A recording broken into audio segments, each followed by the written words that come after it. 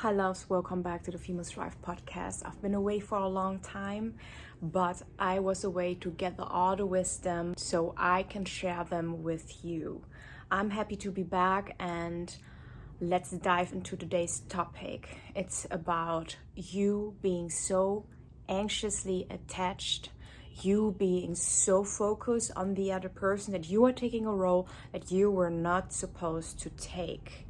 I'm speaking about the mother, the martyr, and the maid. Because you've been loving too hard, you've been so dysregulated in your nervous system that this became so normal for you that you deny your own needs. And if you are listening to me right now, if you are watching my video and you are nodding your head, then keep on watching or keep on listening.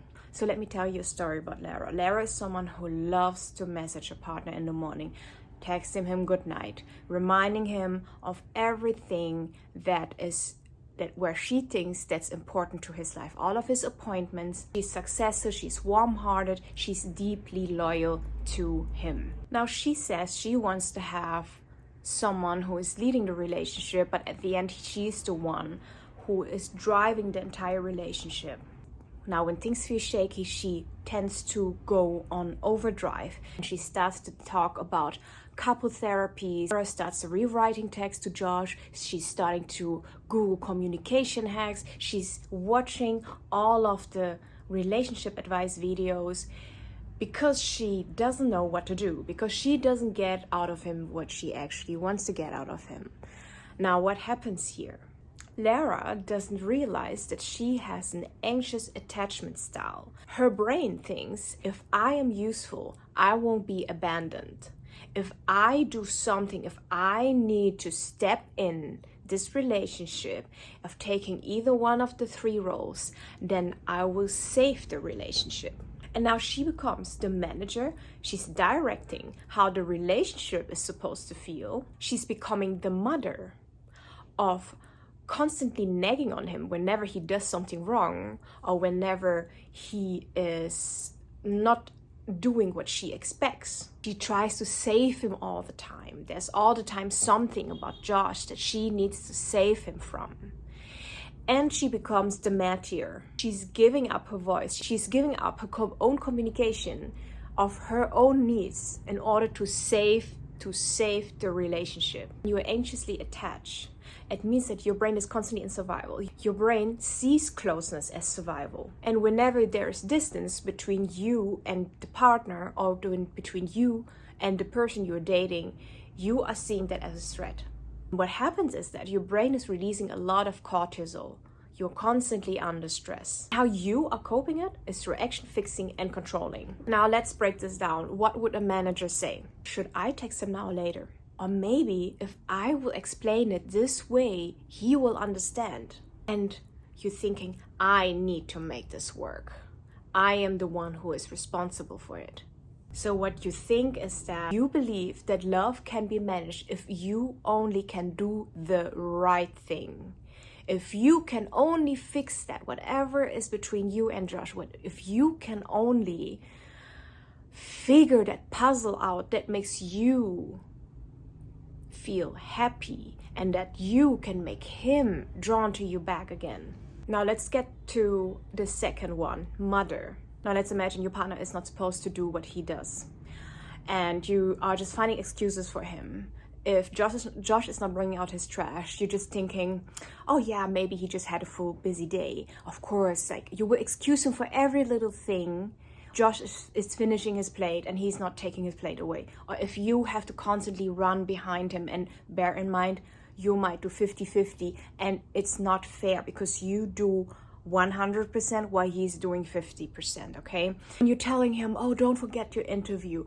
Don't forget to do your taxes. Don't forget to finish your plate. Now, you keep on reminding him. You care so much about his needs that you are forgetting your own. Now, what's the matter about? Now, let's imagine you're in this perfect relationship. It starts all nice at the beginning and he starts out of the blue to nag about small things. You're not doing your household right. You are not stepping up your role. And meanwhile, you are giving your 100% and you see that you are giving more than you actually can give. Now, it doesn't depend on how much you receive, but you are giving to the point that you are sacrificing your own happiness, that you are sacrificing yourself, so that you have to walk on eggshells just for him not to nag on you.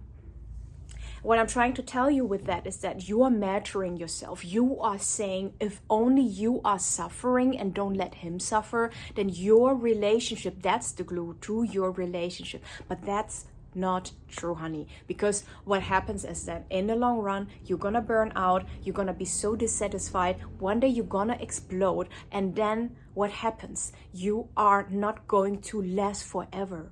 And it's not about even the relationship, it's not even saving about the relationship, because you need to serve yourself, you need to communicate your needs. And bear in mind, my love, men are only doing as much as it is required of him to do to get the maximum out of you.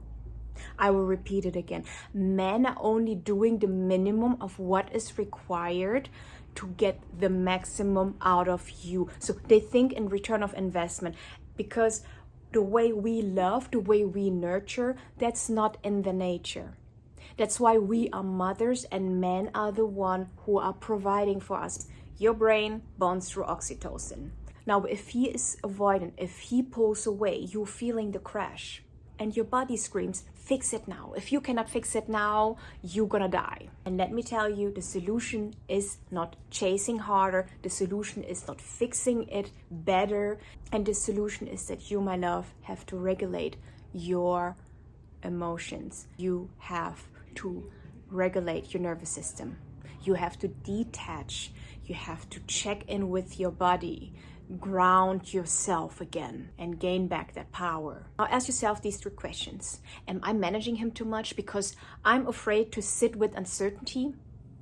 Am I mothering him too much because I fear of what potentially could happen if I stop mothering him? And lastly, am I martyring myself because I am afraid to just walk away?